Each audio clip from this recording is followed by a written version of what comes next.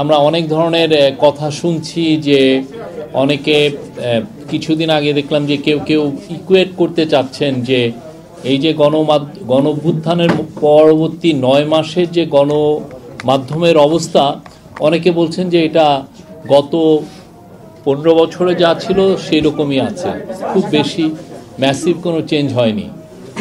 এর চেয়ে বড় মহা মিথ্যা, ডাহা মিথ্যাচার বাংলাদেশের মিডিয়া ইন্ডাস্ট্রিতে আমি শুনি নাই। যিনি এটা বলছেন উনি একটা মিথ্যুক, ভয়াবহ রকমের মিথ্যুক, বা উনি আওয়ামী পোষক ছিলেন, আওয়ামী লীগের দোসর ছিলেন যারা এটা বলেন। বাংলাদেশে আমি বলবো বাংলাদেশের মিডিয়া গত 9 মাসে আনপ্রেসিডেন্টেড ফ্রিডম উপভোগ করছেন, এবং আপনার কনটেক্সটটা দেখতে হবে।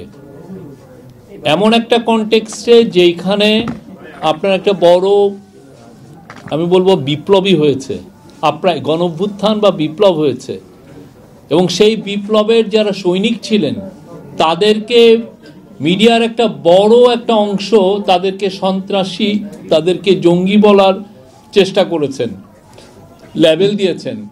এদের একটা বড় অংশ হাসিনাকে যে বৈধতা দিয়ে আসছেন যে আপনি যা ইচ্ছা করেন, আপনার ওই যে এখনো এই অনলাইনে আপনি দেখবেন যে ওইটা পাওয়া যায় যে ভিডিওতে কোন কোন সাংবাদিক কি বলছেন সবগুলো। কিন্তু দেখেন 9 মাসে এই গভর্নমেন্ট, ইন্টারিম গভর্নমেন্টের যেটা আমি বলবো যে সবচাইতে বড় একটা অ্যাচিভমেন্ট, সেটা হচ্ছে যে সবাইকে শান্ত রাখা, যে না আইন নিজের হাতে তুলে নেবেন না। গণঅভ্যুত্থান পরবর্তীতে সব দেশে মানুষ আইন নিজে, কারণ তারা তাদের যে রাগটাকে তারা প্রশমিত করতে পারে না। যারা আগে এই যে আপনি কেন একটা গণঅভ্যুত্থানে যারা গিয়েছে তাদেরকে আপনি কেন বলছেন যে সন্ত্রাসী বা জঙ্গি? আপনি এই জন্য বলছেন যে ওই শেখ হাসিনাকে আপনি বৈধতা দিচ্ছেন যে ওদেরকে মারো, ওদেরকে খুন করো, খুন করার বৈধতা আপনি দিয়ে দিচ্ছেন এগুলো ভাষা লেখে। তো তারপরে যে যারা এই গণঅভ্যুত্থানটা করলো তারা তো রিভেঞ্জ নিতে পারত। আমরা ওই জায়গায় যাই নাই। আমি আমাদের যারা গণঅভ্যুত্থানে যারা জয়েন করেছিলেন লাখ লাখ তরুণ, তাদেরকে আমি স্যালুট জানাই, তারা ওই জায়গায় যান নাই। এটা একটা বড় অ্যাচিভমেন্ট ছিল এই যে 9 মাসে। সত্যিকার অর্থে আপনারা অনেকে অনেক ধরনের কথা বলেন যে হ্যাঁ 266টা মার্ডার কেস হয়েছে। বাংলাদেশের শক্তিশালী থার্মিক স্টিল বার ফেমাস স্টিল লিমিটেড, আরো অনেক কিছুর কথা বলেন, কিন্তু সত্যিকার অর্থে কোনো পত্রিকাকে কি আমরা বলছি যে না আপনি সাংবাদিকতা করবেন না? আপনার ইডিওলজিক্যাল পজিশন আগের গভর্নমেন্টের ছিল, আগের গভর্নমেন্টের সেবাদাস ছিলেন। আমরা কোনো জার্নালিস্টের চাকরি খাচ্ছি? শুনেছেন কোথাও যে কাউকে গভর্নমেন্ট বলেছে যে চাকরিটা খেতে?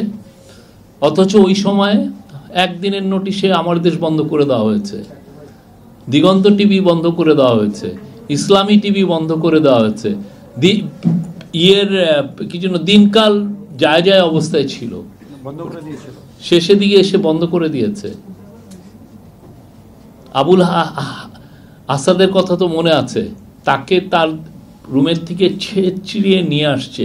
তা আমি তখন এএফপিতে ছিলাম, আমার কলিগ একজন এডিটরকে বললেন যে আপনি একটু বলেন এইটা বিষয়ে আপনার বক্তব্য কি। উনি তো এডিটর, ইডিওলজিক্যালি আপনি সংগ্রামের জার্নালিজম আপনি নিতে পারেন না, এটা আপনার নাই নিতে পারেন, এটা হতেই পারে।